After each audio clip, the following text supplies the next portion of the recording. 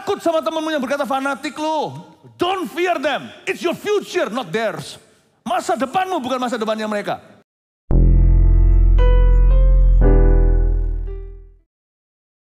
Di masa muda kita itu kalau kita dipakai Tuhan itulah yang paling indah. My memori hidup saya sejak muda melayani Yesus adalah pemakaian Allah. Bukanlah just having fun, punya teman, tapi pemakaian Tuhan. When God uses you, atau Allah memakaimu di masa mudamu untuk membawa Injil ke mancanegara. Bagi saya kejadian itu tadi yang saya ceritakan itu 2010. Puncak-puncak masa youth dipakai melihat lautan jiwa diselamatkan. Itu yang tidak terlupakan. Saya tidak akan menyesal hidup di dunia ini. Karena bagi saya hidup adalah berbuah. Saya berdoa sekarang giliran kalian yang akan dipakai Tuhan. Mimpikanlah, dream. How God can use you beyond your dreams. Bermimpilah. Bagaimana Allah bisa memakaimu melampaui mimpimu. Saya berdoa supaya kalian semua juga akan dipakai oleh Tuhan dengan caramu yang berbeda-beda. Caranya yang ajaib, yang percaya katakan amin. Ya, tadi sebelum naik ke sini saya berlutut di sana. Saya dapat sebuah penglihatan cepat sekali seperti ada satu perahu yang sedang berlabuh mulai berlayar. Lalu saya dengar suara berkata, anak-anak muda ini akan pergi. Saya bilang pergi kemana Tuhan? Mereka di sini, apakah mereka semua akan sekolah luar negeri? Bukan. Saya ngerti akhirnya Roh Kudus beri saya pengertian sebelum saya naik ke depan. Kalian semua sedang pergi untuk menggenapi tujuan ilahi atas hidupmu. Hidupmu dari sini, it's going somewhere you see. It's going somewhere. Mine, hidup saya waktu saya tahun-tahun awal itu dibawa Tuhan ke stadion-stadion terbesar. That's the story of my life. And I think God wants to make a story with your life. Makanya Tuhan mau mencetak sejarah bersama dengan kalian. I want you to dream how God can use you. Bagaimana Allah bisa memakaimu. Oh haleluya. Saya ajak kita semuanya merenungkan. Mari kita pejamkan mata. Minta Tuhan sebuah visi atas hidupmu. How God can use you, dream about it. Imagine it. Bayangkan. Bayangkan bagaimana Allah bisa menunjukkan pemakaian. Dan setiap saya dengar lagu tadi ini, saya bisa nostalgia pemakaian Allah in my early days. Masa-masa saya jauh lebih muda. Lukas pasal yang ke-10, terakhir kali saya khotbah di depan kalian. Saya menyampaikan Lukas 10 ayat 1 dan 2. Saya ingin lanjutkan di ayat 3-nya sekarang sampai 9. Saya berikan judul, Domba ke Tengah Serigala. Young people, you are going somewhere from here. Orang-orang muda, kalian semua, kita semua beranjak dari sini ke sebuah tempat. Sebuah tempat itu namanya rencana Tuhan. You're going to your God-given destiny. Allah sedang menuntunmu dari sekarang ini menuju kepada tujuan ilahimu. Setiap kalian tuh punya tujuan ilahi. Cerita hidup saya, Tuhan membawa saya ternyata ke stadion-stadion. Mungkin tidak sama setiap kita, meskipun masing-masing kita punya DNA jiwa-jiwa. Tapi nanti cara pemakaian Allah tidak perlu sama, Allah itu kreatif. Tuhan tuh saking kreatifnya, jangan sampai kita menghina. Oh, Tuhan mau pakai saya seperti Ko Philip, seperti J-Mac, seperti siapa. Oh, more than that, God wants to use you as you are. Tuhan akan memakaimu dengan caranya yang ajaib, sebagaimana dirimu berada, apa adanya. Tuhan akan memakaimu dengan caramu dengan Allah, atau cara Allah dengan dirimu. But each one of us, setiap kita memiliki God-given destiny. Kita semua punya tujuan ilahi. You're going somewhere. Yang pasti, where you're going, kemana kalian pergi, di situ ada serigalanya. Domba ke tengah serigala. Masalahnya, Serigala-serigala itu welcome kalian datang, semakin kalian dewasa atau tua, mereka siap menghancurkanmu. Tapi Tuhan menunggu di tempat yang sama, di mana ada serigala, di situ gembalamu juga menunggu untuk memakaimu. Setan hendak menghancurkanmu, tapi Tuhan hendak membuat sesuatu dengan hidupmu. Percayalah, ada sebuah peperangan rohani gak kelihatan atas kehidupan setiap kita. Ada Tuhan dan ada setan di dalam masa depanmu yang menunggumu. Ikuti Tuhan please. Ikuti Tuhan, kalian akan melihat glory. Meskipun kadang-kadang sebagai orang muda, kita harus bayar harga. Pikul salib, bahkan lonely. Orang lain udah gandengan tangan, kita gak sembarang pacaran.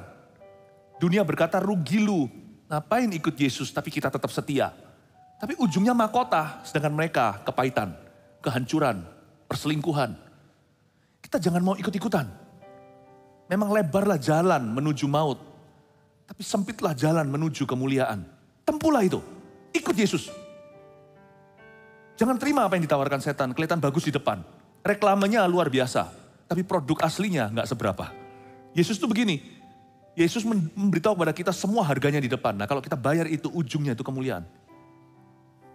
Kalian semua itu punya destiny atau tujuan ilahi. Dan Tuhan mengutusmu seperti domba yang lugu, innocent sekali, bahkan kadang-kadang lucu. Seringkali dungu. Kita dituntun bukan pada kehancuran kalau kita ikut Tuhan. Kita dituntun pada pemakaian Allah. Makanya tadi waktu sebelum naik ke sini saya melihat sebuah penglihatan sekelibat. Seperti ada satu perahu yang sudah siap untuk ditabatkan. Sudah siap dilepaskan dari talinya dan jangkarnya. Dan dia mulai berlayar. You know, ketika kalian mulai beranjak umur 12 misalkan, itu sudah bukan lagi di musim kekanak-kanaan. Mulai saat itu remaja, kalian menuju ke sebuah tempat. You're going somewhere. Don't go in the wrong direction. Go where Jesus wants you to go. I can testify, saya bisa bersaksi. When I obeyed Him, waktu saya taat sama Tuhan, God took me from one stadium to another stadium. Tuhan membawa saya kepada stadion-stadion itu bukan di Indonesia saja, mancanegara. Bukan sebagai hebat ya, wah luar biasa, bukan. Perkara itu mustahil bagi saya dan keluarga saya. Tapi saya melihat itu terjadi untuk kemuliaan Allah. Jiwa-jiwa dilawat, bahkan kesembuhan mujizat. Yang tidak berani saya bayangkan itu terjadi semua di depan mataku. When you obey Christ, you may not see glory already. In fact, maybe you must carry the cross. Mungkin kalian harus memikul salib. Tapi kalau kalian tekun mengikut Yesus, kalian akan melihat ternyata ujungnya bukan serigala. Ujungnya adalah pahala. Seperti domba ke tengah serigala, kita diutusnya ayat 3. Pergilah, sesungguhnya aku mengutus kamu seperti anak domba ke tengah-tengah serigala. Janganlah membawa pundi-pundi atau bekal atau kasut. Dan janganlah memberi salam kepada siapapun selama dalam perjalanan. Kalau kamu memasuki suatu rumah, katakanlah lebih dulu, damai sejahtera bagi rumah ini. Dan jikalau di situ ada orang yang layak menerima damai sejahteramu, maka salammu itu akan tinggal atasnya. Tetapi jika tidak, salammu itu kembali kepadamu. Tinggallah dalam rumah itu, makan dan minumlah apa yang diberikan orang kepadamu. Sebab seorang pekerja patut mendapat upahnya. Janganlah berpindah-pindah rumah. Dan jikalau kamu masuk ke dalam sebuah kota dan kamu diterima di situ, makanlah apa yang dihidangkan kepadamu dan sembuhkanlah orang-orang sakit yang ada di situ dan katakanlah kepada mereka, kerajaan Allah sudah dekat padamu. Sebuah amanah Tuhan berikan pada murid-muridnya, tapi hari ini diteruskan ke kita lewat firman. Ayat 3 pertama-tama ada kata, pergilah. Sesungguhnya aku mengutus kamu seperti anak domba ke tengah-tengah serigala. Coba garis bawahi kata pergilah. Setiap murid Yesus itu pasti pergi. Pergi itu gak tentu keluar kota atau keluar negeri. When you follow Jesus, you are going places. Ingat ya, setiap orang yang menyandang gelar Kristen atau punya Yesus di dalam hidupnya, dia pasti pergi ke suatu tempat. Tuhan tuh gak pernah mengajak kita stagnan atau diam di padang gurun. Bahkan kalau kita masuki masa-masa padang gurun di hidup kita, rasanya kering kerontang, doa gak dijawab, teman meninggalkan kita. Itu pun going somewhere, itu pun Tuhan tuntun kalian menuju ke satu tempat. Sekarang diajari untuk tekun dulu dan sabar dulu. Itu nanti biasanya orang yang diizinkan Tuhan seolah-olah segala sesuatu itu stuck. Asal bukan salah dia atau karena dosa. Itu Tuhan ajari dia sesuatu. Tuhan ajari dia tangguh. Bisa-bisa maksud Allah mengizinkan satu masa seperti itu di hidupmu. Sementara teman-temanmu semuanya sepertinya beria-ria. Mereka semua loh yang gak cari Tuhan, gak takut akan Allah. Mereka seolah-olah hidup gak bahagia. Tapi kalau Tuhan izinkan kalian misalnya seperti Yusuf di penjara. Itu pun tujuannya adalah membawamu suatu hari jadi Perdana Menteri. Biasanya pembentukan seorang leader atau pemimpin itu di penjara kayak Yusuf. Gak tentu penjara beneran. Kadang-kadang seolah-olah penjara jiwa. Aku mau bebas gak bisa seperti teman-temanku. Mau dosa, mau seenaknya. Mau pacaran, gonta-ganti kanan kiri. Aku kok gak boleh sama pemimpinku. Aku kok gak boleh sama Tuhanku. Sekalipun jikalau kalian ada di padang gurun pun, Tuhan punya pikiran tanah Kanaan untuk kalian. Orang yang ikut Yesus selalu akan pergi ke suatu tempat. Karena Tuhan tidak pernah memberi kita air yang menggenang. Itu sarang nyamuk demam berdarah. Airnya Yesus itu dalam hidup kita selalu mengalir. Coba lihat di perjanjian lama semua cerita tentang air, semuanya mengalir. God kind of water is always a flowing one. Selalu mengalir. Lihat Yeskiel mengalir di tumit, langsung ke lutut, lutut ke pinggang-pinggang berenang. Airnya Tuhan itu selalu mengalir. Tidak pernah kita tuh dikasih firman supaya stagnan. Kalau kita dikasih firman itu supaya pergi ke sebuah tempat berikutnya. Kalian tahu nggak? You're going somewhere. Tiap kali kalian ulang tahun, happy birthday to you, happy birthday to you. Sekalipun salah lagu kadang-kadang. Selamat ulang tahun, selamat ulang tahun, selamat ulang tahun. Baru sadar, itu lagunya salah, selamat hari Natal. Ya kan? Pernah nggak kalian nyanyikan lagu happy birthday itu salah? Saya pernah nyanyiin orang selamat ulang tahun baru sadar. Dan tahun baru. Sekalipun, kalau ingat gak, setiap kali kalian birthday, ulang tahun itu, you're getting older. Don't just get older, go somewhere. Go somewhere with your age as you age. Go somewhere. Pergilah. Alkitab mengatakan, pergilah. Sesungguhnya aku mengutus kamu. Ajaib bukan? Kita semua ini bukan teenager. Kita ini bukan youth. Kita bukan apa-apa dulu, tergantung profesinya, ibu rumah tangga, pengusaha, bukan. Kita semua itu utusan Tuhan. Tahu nggak? Tuhan mengutusmu ke sesuatu loh. Jangan pernah berkata, aku lahir itu kebetulan. Nggak ada. Sekalipun yang mungkin ada di sini yang dikandung di luar nikah misalnya. Wedlock, babies. Orang dunia di Indonesia dikatakan anak haram. Nggak ada. Kalau ada kasus seperti itu yang haram bukan anaknya, itu papa mamanya yang membuat kesalahan. Setiap anak yang lahir di dunia, entah dia cacat badan pun, atau apapun juga kekurangannya. Setiap kita yang didatangkan, dihadirkan Tuhan di dalam kehidupan ini, Tuhan punya tujuan ilahi. Have you ever asked yourself, why am I here? Pernah tanya enggak, kenapa aku ada di sini? Ada apa ya Tuhan? Tanya. Gak ada yang kebetulan. Sidik jarimu pun satu-satunya. Jikalau mau melakukan kejahatan pasti ketangkap. Pasti ketahuan. Sidik jari kita itu loh. Tidak ada kembarannya. Anak kembar Siam pun berbeda. Pasti Tuhan punya sesuatu dalam hidupmu yang tidak ada rencana itu sejak Adam dan Hawa sampai kiamat dunia. You ask him, discover, temukan what that is for you. Pergilah sebab aku mengutus kamu. Tanya sama Tuhan, Tuhan. Mengapa aku dilahirkan? Jangan tanya sama Tuhan kenapa. Jangan tanya sama manusia kenapa kita dilahirkan. Nanti diberitahu proses kelahirannya seperti apa. Itu dimulai gini loh Nyo. Papa mamamu kawin dulu jatuh cinta. Begitu. Enggak. I'm not interested. Itu semuanya alami. Tapi beritahu aku sesuatu yang supranatural. Yang di dalam alam jasmani saya nggak bisa tangkap. Harus lewat pewahyuan. Lord, why am I here? Kenapa aku ada di sini? Why am I here today? Supaya kita nggak hanya sekolah, lalu ikut-ikutan dunia. Nanti teman-teman ke kiri, kita ke kiri. Arus dunia ke kanan, kita ke kanan.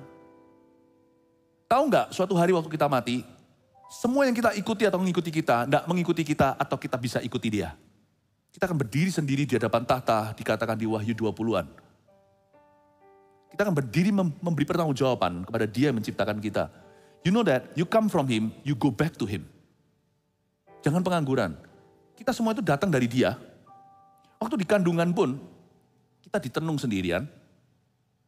Kita datang dari Dia, kita pulang kepada Dia. Nanti Dia akan tanya, what have you done with your life? Temukan tujuan hidupmu jangan nanti waktu kamu mati. Temukan tujuan hidupmu sekarang juga, apalagi masih muda. You ask yourself this question, why am I here? Supaya jangan kita ngomel, aku itu loh dilahirkan di keluarga yang tidak mencintai aku. Kalau sampai Tuhan izinkan kalian dilahirkan di dalam keluarga yang menurut versi kalian gak dicintai, itu pun subjektif loh ya, gak objektif tenan. Karena nanti gak tentu juga seperti yang kau rasakan. Itu semua perlu diinvestigasi. Tapi misalkan kalian benar, memang kalian gak dicinta. Tanya sama Tuhan, kenapa kalian dilahirkan di keluarga yang gak mencintaimu? Mungkinkah karena supaya mengajari mereka apa itu kasih? Mungkinkah dilahirkan di keluarga itu seorang bayi? Ya, dirimu. Tuhan memang utus seorang misionaris ke keluarga itu. Kalian gak diutus sebagai misionaris ke Afrika. Kalian diutus kepada orang-orang yang marganya sama. Tapi untuk mencelikkan mata mereka. Have you ever asked God this question? Aku kenapa gak dilahirkan di keluarga yang kaya raya? Kenapa keluarga aku tuh bangkrut melulu? Why? Mungkinkah lewat kalian, keluargamu akan mengerti apa artinya berjalan dalam perkenanan? Mungkinkah Tuhan lahirkan, Tuhan izinkan seorang bayi lahir, lambang pemerintahan ada di atas pundaknya? Mungkinkah itu bukan hanya Yesus, tapi Tuhan taruh seorang yang punya lambang pemerintahan. Bukan supaya main perintah di keluarga, tapi supaya menunjukkan bahwa dalam Kristus ada berkat. Nanti kalian bisa menjadi kasus berhasil perdana di keluargamu. Berapa banyak orang-orang terkaya di dunia itu keluar dari keluarga, mereka itu dilahirkan dan dibesarkan di keluarga termiskin. Kisah sukses itu jarang yang keluar dari keluarga kaya punya anak-anak, biasanya kekayaannya menurun kecuali anak-anaknya brilian. Kebanyakan ya kalau Anda lihat, kalau kalian dengarkan kesaksian-kesaksian, gak usah yang rohani, yang duniawi pun. Mereka itu dari keluarga biasa yang mencuat namanya karena keuletannya. God is not finished with this world. He still makes new testimonies. Tuhan masih membuat kesaksian-kesaksian baru. Bisakah kita melihat diri kita sebagai utusan Allah supaya kita jangan mengomel? Kenapa? Supaya kita tidak mengeluh. Andai kata kita mengerti who we are. We are the most powerful beings in this universe. Kalau kita tahu siapa diri kita, kita akan menjadi orang-orang yang paling berkuasa. Tapi anak muda itu, pertanyaan nomor satu yang gak terjawab selalu adalah who am I? Who am I actually? Gak terjawab. Lalu pembuktian diri. Dia mau berlomba dengan teman-temannya, padahal di perkara-perkara yang gak berguna. Aku harus lebih hebat dari temanku. Kok enak dia begini, aku juga bisa. Carilah Tuhan. Dapatkan tujuan ilahi as early as you can. Sedini mungkin. Bayangin ya, gak garansi loh. Berapa banyak orang-orang yang seusia saya juga sampai hari ini masih tanya who am I? Sampai sekarang masih krisis identitas. Gak mentas-mentas. Anak muda yang terjebak dalam tubuh orang tua. Banyak sekali. Berarti kemudaan kita itu bukan halangan untuk kenal Tuhan. Makanya Paulus ngomong apa sama Timotius? Tunjukkan. Jangan seorang pun menganggap kamu muda. Tunjukkan dalam prinsip hidupmu, dalam kekudusan, kesucian, dalam kasih, dalam iman. Tunjukkan.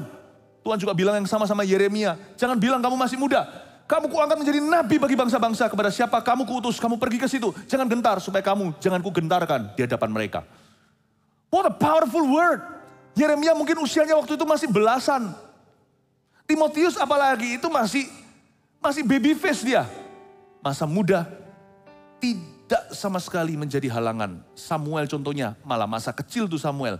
Dia mendengar suara Allah dan sejak hari itu dia cari Tuhannya, Allah Israel. Dan tidak ada satupun firman yang gugur. Sedangkan Eli yang tua bangka itu ditinggal oleh Tuhan. Your age is not a hindrance. It's never too early to seek Jesus. Tidak pernah terlalu dini untuk kita menggenapi panggilan kita. Jangan pernah berkata, aku masih muda. Nanti aja kalau usia sekian aku sungguh-sungguh dengan Tuhan. Gak akan ada, gak akan datang saat itu. Karena setiap usia itu ada salibnya sendiri. Setiap usia, setiap umur itu ada tantangannya. Maka itu kalau kalian mau temukan rancangan Tuhan dalam hidup kalian dimulai hari ini. Justru lebih mudah, lebih bagus lagi. Katakan, Tuhan, I want to know who I am. Dan jangan dengarkan apa kata dunia. Karena dunia berkata, kamu bukan siapa-siapa. Tapi Tuhan berkata, kamu adalah utusan Allah. Siapa di sini merasa dirinya adalah utusan Tuhan dan percaya ini, beri tepuk tangan untuk Tuhan Yesus.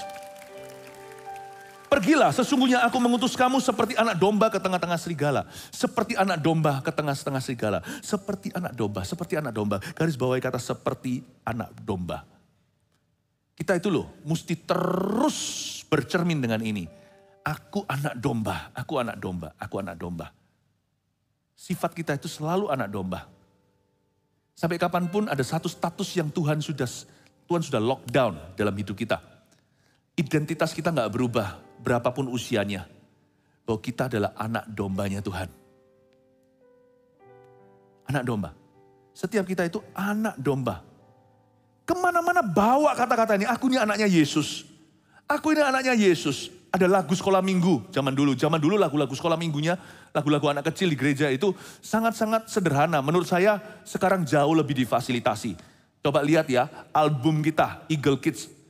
Album pelayanan anak di gereja Mawar Siaran Tercinta. Tahun lalu kita munculkan 3 album. Albumnya yang umum keluarga namanya GMS Live, yang AOG. Muncul yang AOG punya Songs of Our Youth. Anak-anak juga ada loh, album itu namanya Love. Tadi ada satu lagu yang dinyanyikan dari album itu kalau nggak salah. Ya. Lagu-lagu sekarang itu jauh lebih intim dengan Tuhan. Tapi zaman dulu ya lumayan lah ya. Ada satu lagu bunyinya gini. Aku anak raja, engkau anak raja, kita semua anak raja. Tahu lagu itu? Aku anak raja, engkau anak raja, kita semua anak raja. Haleluya, puji Tuhan, haleluya, puji Tuhan, haleluya, puji Tuhan, haleluya. Lalu lanjut lagi biasanya, amin. Terus ada yang saut, haleluya, amin, haleluya, amin, amin, amin. Tahu nggak? Betul sekali. Kemana-mana ingetin. Meskipun lagu ini sederhana, aku ini anak raja. Aku ini anak Yesus. Kalau aku populer di sekolah, jangan sok-sokan. Itu untuk Tuhan. Jangan curi kemuliaan. Bercermin tiap hari, lihatlah anak domba, jangan mentang-mentang singa. Singa kan gitu dalam hukum rimba, karena dia yang memerintah, rusa ketakutan. Singa mana ada hati gembala. Aji mumpung dia kalau berkuasa semua dimakan. Kalau ada anak Tuhan yang populer, kalian memang anak raja, tapi jangan sok-sokan. Kalian adalah anak domba. Ngaca. Kalau kita mau sombong sama teman-teman kita, apalagi kalau bully orang. Kalau kita pilih-pilih teman, lalu kita merasa malu bergaul dengan mereka yang sifatnya sederhana, padahal mereka tidak pernah malu-maluin kita. Ngaca, bertobatlah. Kita terlalu banyak percaya dirinya. Sudah sampai keluar dari ranah anak domba. Sebab domba tidak bertindak seperti itu. Domba tidak berkelakuan begitu. Ngaca, aku anak domba. Aku anak domba. Saya ganti, aku anak domba, aku anak domba, kita semua anak domba, aku anak domba, kamu semua anak domba, jangan ada yang sok gaya-gaya.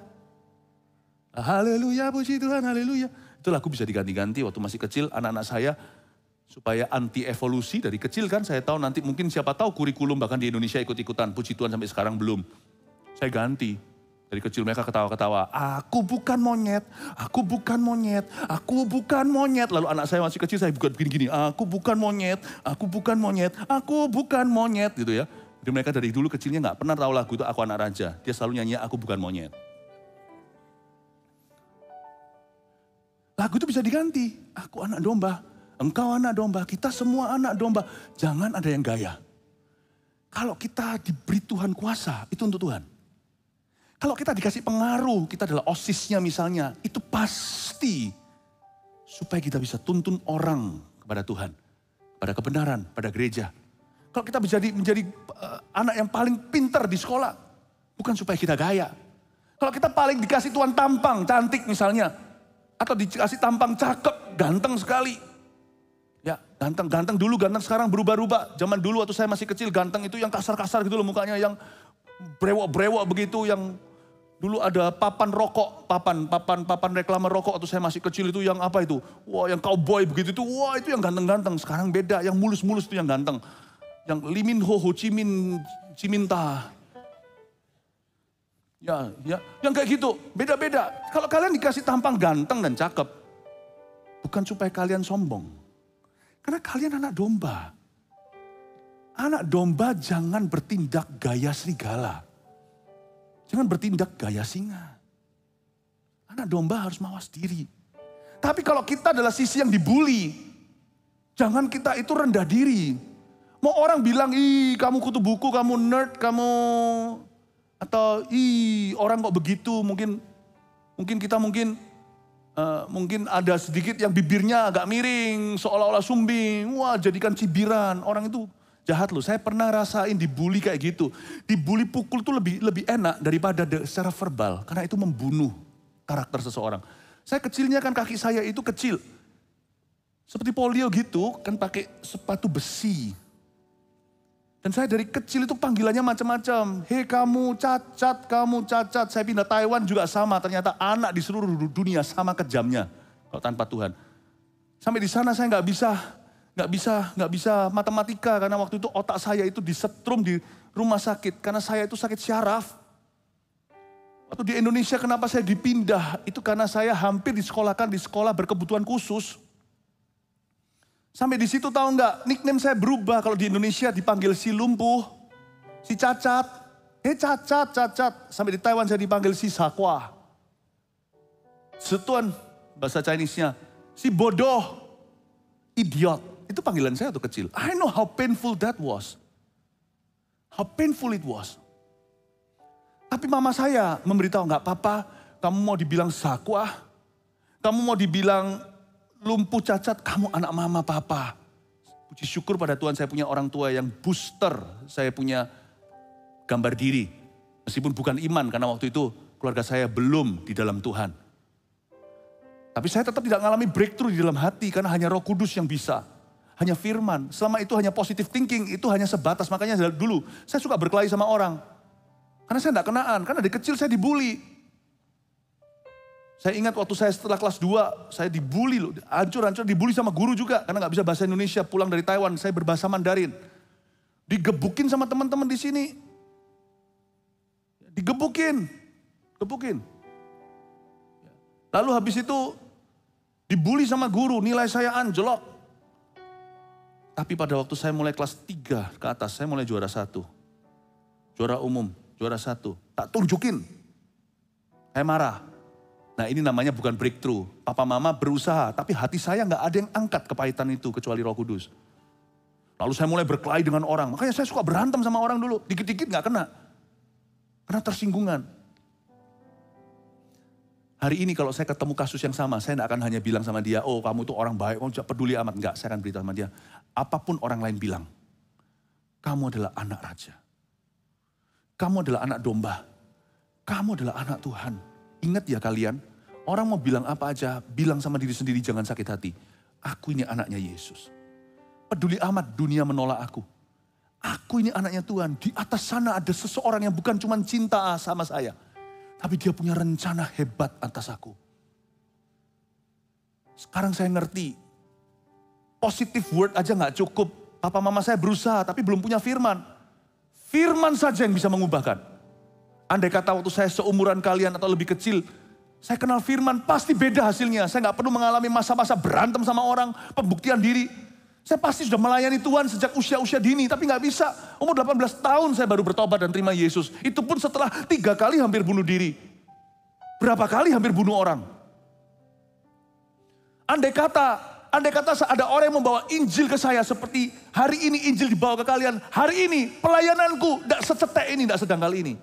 Hari ini Tuhan pasti memakai saya jauh melebihi sekarang. Karena start saya lambat.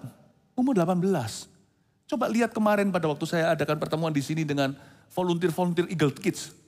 Baru berapa hari yang lalu. Ya ampun yang mimpin pujian di sini itu loh. Digitnya masih 1 mungkin. Belum lagi umur 10 saya nggak tahu ya mungkin bisa salah. Tapi udah undilah 11-12 beda tipis. Udah memuji Tuhan, udah melayani. Wow.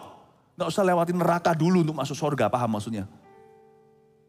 You are very lucky, you are very blessed. Don't waste your time. Kenapa kalian harus kasihkan mahkota kalian bertemanmu supaya populer, supaya diterima sama mereka? Come on lah, mereka sendiri masih tanya, who am I kok? Jangan takut sama temanmu yang berkata fanatik lu. Don't fear them. It's your future, not theirs. Masa depanmu bukan masa depannya mereka.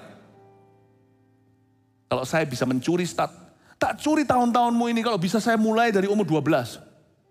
Karena sekarang saya tahu melayani Tuhan itu begitu manisnya.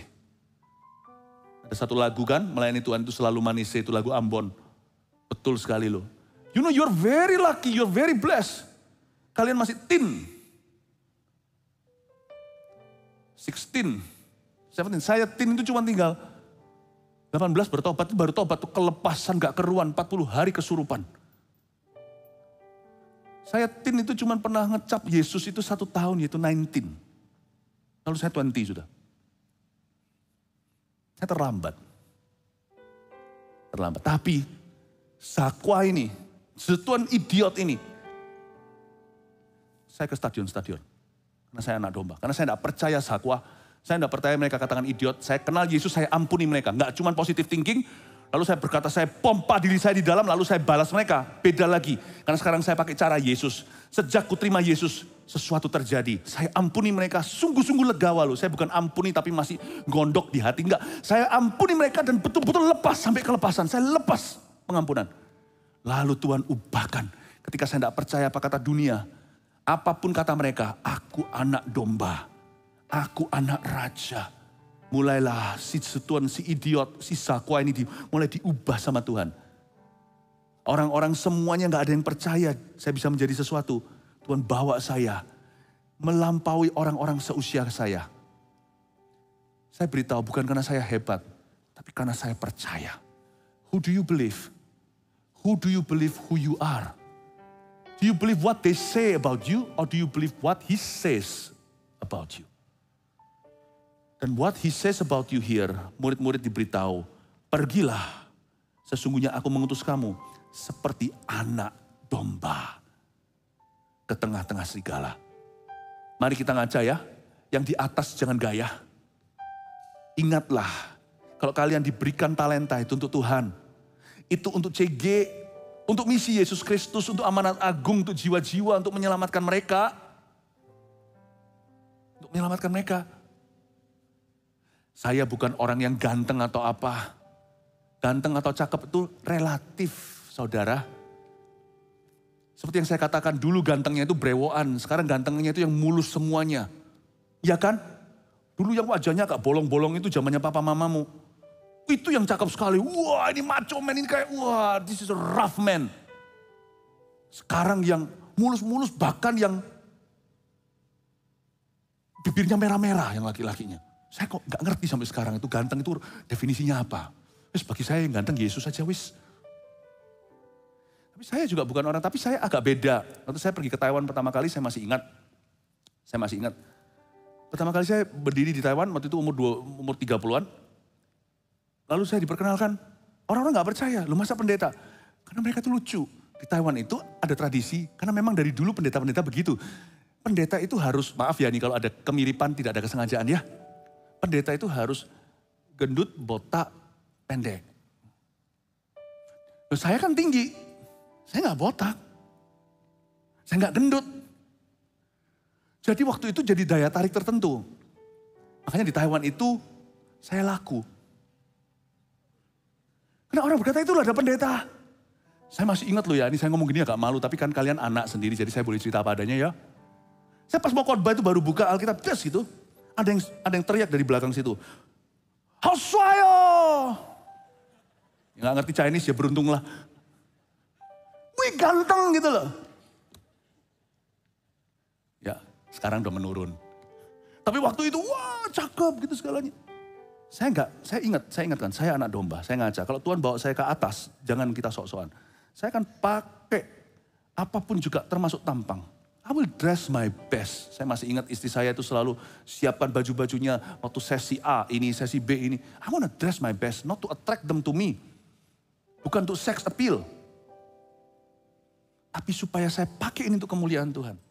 Mereka datang awal-awal untuk melihat pendetanya kok gak botak. Paham maksudnya? Tapi mereka berakhir pulang, gak lihat pendetanya karena matanya udah penuh air mata. Banyak yang rebah di lantai, dilawat sama Roh Kudus. I use that to lead them to Christ. Mereka pulang gak ingat pendetanya. Mereka pulang mengalami kebangunan rohani. Lalu bola salju efeknya, stadium pun penuh. Bukan karena tampang, tapi karena urapan. Tapi kalau kita dipakai Tuhan, diberikan suatu kelebihan, whatever it is, kalau kita beda di bidang kita. Ya, saya tahu kalau kita dipakai Tuhan di area tertentu itu kita beda, kita menjadi aset di sana. Use it for God's glory. Tapi kalau kalian seolah-olah dibawa Tuhan ke bawah, jangan kalian minder. Paham maksudnya? You have to believe in what God says about you. Aku anak domba, itu berarti aku anak raja. Tapi kalau kita sudah merasa diri kita itu raja dan gaya, ingatkan bahwa kita hanya anak domba. Paham maksudnya? Setiap lembah harus ditutup. Setiap gunung harus diratakan. Siapkan jalan untuk Tuhan. Talentamu itu untuk Tuhan, kepandaianmu, tampangmu itu untuk Tuhan. Bukan untuk cari pacar. Nanti kalau enggak ya di CG nanti enggak murni. Pemimpin ganteng dikit atau pemimpin cantik dikit, lihat nanti ya anggotanya paling banyak. Tapi enggak semuanya untuk cari Tuhan. Kalau memang belum waktunya jangan digandeng loh ya. Tuhan suruh kalian membimbing jiwa-jiwa, bukan bimbing-bimbingan ya. Tidak mau ada cerita nanti kelompok sel ketua CG-nya itu gonta-ganti pacar dari anggotanya sendiri. Itu berarti mencuri kemuliaan. Ingat loh ya, ngaca, anak domba. Dan kalau kita anak domba, kita juga gak boleh tampil muka. Anak domba itu kita itu berarti kita itu bukan lakonnya, paham maksudnya. Kalau di dalam CG kita, ya di dalam CG. Misalnya, kalian memimpin satu kelompok kecil, 10 orang. You have to make them believe in the Father Lamb. Not bukan pada anak domba Allah, tapi pada bapak dombanya. Paham maksudnya? Kebanyakan kepemimpinan itu tidak cocok dengan ini. Aku mengutus kamu sebagai anak domba. Tapi banyak orang itu tidak mengerti, lupa daratan. Dia kira Tuhan utus dia sebagai pemilik domba. Never have that mentality. Kalau saya pimpin 10 orang, saya harus memastikan mereka semuanya itu dewasa. Saya lengkapi mereka karena saya hanya anak domba. Tuhan tidak utus saya sebagai pemilik domba, tapi anak domba. Supaya selekas mungkin mereka bebas susu dari aku. Supaya mereka bisa berdiri sendiri. Supaya mereka itu bisa lebih hebat dari saya. Supaya mereka, kalau saya bisa khotbah mereka bisa. Supaya mereka saya tidak menciptakan rasa ketergantungan. Banyak orang itu lupa ketika dalam pelayanan. Dia hanyalah anak domba. Dia anak domba. Setiap kali saya naik ke atas ini melayani jemaat, saya ingatkan diri saya sendiri. Sekalipun saya secara manusianya itu porsi saya sebagai gembala mereka atau gembala kalian. Sifat saya berkaca sama Tuhan itu harus seperti anak domba. Saya naik ke sini itu untuk memberi nilai tambah. Saya naik ke sini bukan supaya membuat kalian semakin tergantung sama saya. Saya naik ke atas sini adalah tujuannya adalah supaya memberitahu kalian destiny kalian apa. Supaya kalian bisa mengerti who am I itu bisa terjawab di dalam hati. Dengan tujuan supaya kalian dewasa. Otomatis dengan dewasa itu kalian bisa punya peluang untuk lebih hebat. Dan seorang dalam kelompok kecil aja kelihatan nanti. Pemimpin yang anak domba atau yang merasa dirinya pemilik domba itu akan nampak nanti. Tuhan hanya mengutus, urapan itu hanya pada utusan. Kalau kita itu sebagai anak domba, urapan akan tiba. Nanti kalian akan lihat orang-orangnya itu dewasa. Bukan rimbun daun, banyak jumlahnya tapi semuanya manja. Tapi kalau kalian punya sifat anak domba, kalian tahu kalian siapa, who am I itu terjawab sudah. Tuhan utus aku sebagai anak domba, Tuhan tidak utus aku sebagai pemilik domba. Cara kalian pelayanan pun beda. Waktu kalian melihat 10 orang di depan kalian, aku harus segera jadikan. Aku harus segera jadikan. Tapi kalau kalian gak ngerti kalian diutus sebagai anak domba tapi diutus sebagai pemilik domba, kalian akan membuat mereka bergantung denganmu. Kamu tanpa aku gak mungkin tumbuh. Kamu gak sama saya, gak bisa berkembang. Bahasanya pun beda. Dan Allah berduka, itu bukan utusanku. Itu adalah gembala pandir. Semua utusanku itu anak domba. Mungkin kalian bisa menjadi gembala sebuah sel group. Ingat ya, sifatmu tetap anak domba. Always fall back into sonship if you want to be a great leader someday. Selalu jatuhnya itu kembali kepada roh anak. Jangan pernah kita itu menjauh. Ingat itu. Saya berikan satu garis bawahi. Pemakaian Tuhan dimulai dengan rasa memiliki di hati, tapi tidak posesif dalam leadership. Saya mau tekankan ini. Aku mengutus kamu seperti anak domba. Saya minta ya kelompok kecil yang ada, CG yang ada, tolong setiap pemimpinnya jangan bangun ketergantungan karena kalian bukan narkoba. Bangunlah ketergantungan mereka pada Kristus sekalipun kita saling membutuhkan. Supaya segera mereka bisa melampauimu. Your leadership harus begini kodenya. Secepat mungkin aku bisa membuat mereka lebih dewasa dari aku dan lebih mampu. Aku pemimpin yang paling berhasil, itu anak domba. Tapi selamanya aku bisa pegang mereka, kalau bisa mereka jangan pernah terbang sendiri tanpa aku.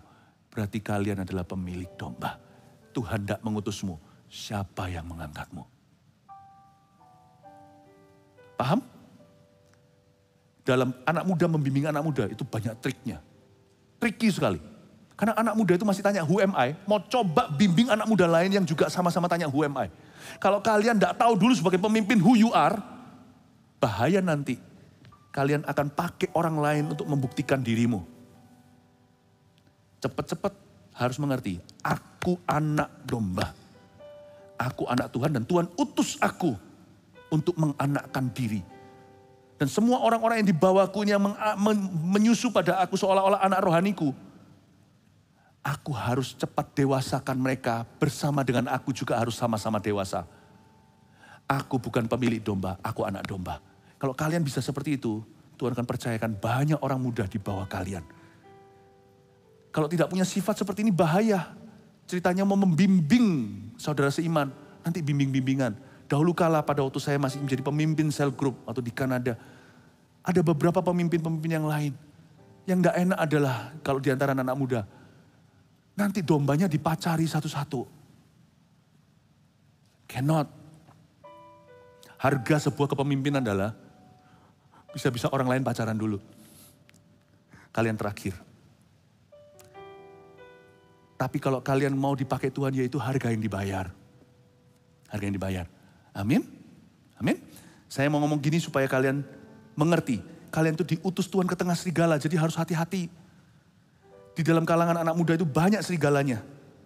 Ya, saya baca sekali lagi ayat 3, pergilah sesungguhnya aku mengutus kamu seperti anak domba ke tengah-tengah serigala. Janganlah membawa pundi-pundi atau bekal atau kasut.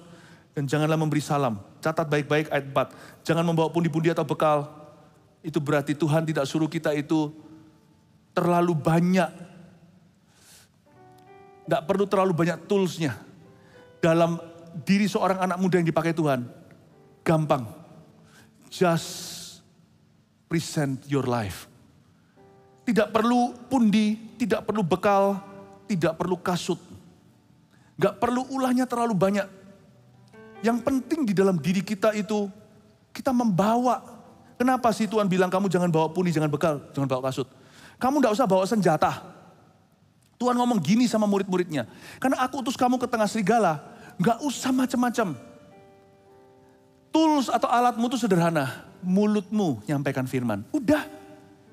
Supaya firmanmu diurapi, hatimu tuh persiapkan. Gampang.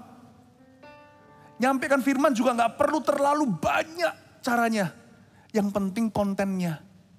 Kalau hidupmu selaras dengan firman yang kamu bagikan, ada urapan. Gak usah pakai metode yang macam-macam mengikuti ini itu. Ministry itu yang simple saja. Tahu gak Tuhan cuma kasih kita satu tool sederhana. Tumpang tangan. Tumpang tangan. Sudah, lihat. Saya kemana-mana gak bawa apa-apa. Cuma bawa Alkitab. Dan saya menguasai materi. Bisa jadi berkat kemana-mana. Gak usah bawa macam-macam. Tumpang tangan aja. Sebab sebagian besar peralatan itu Tuhan yang Tuhan berikan dalam kehidupan kita anak-anak muda untuk dipakainya. Itu Tuhan instalasi di dalam. Itu diinstalasi di dalam. Makanya itu bertumbuhlah. Setiap kali kalau kalian dibentuk dalam lewat kejadian-kejadian, tangkaplah maksud Allah. Ujungnya adalah supaya menambah hikmat. Semakin kalian bijaksana, semakin banyak yang bisa dipersembahkan untuk orang lain. Tuhan ngomong gini, jangan bawa kasut, pundi, dan uang. Karena Tuhan bilang sama murid-muridnya, kamu tidak usah bawa senjata. Kalau kamu jalan sama aku, bertambah hikmatmu dan urapanmu, kamu adalah senjata berjalan. Paham maksudnya? Waktu saya masih kecil dulu waktu di Taiwan, saya belajar karate dari umur 6.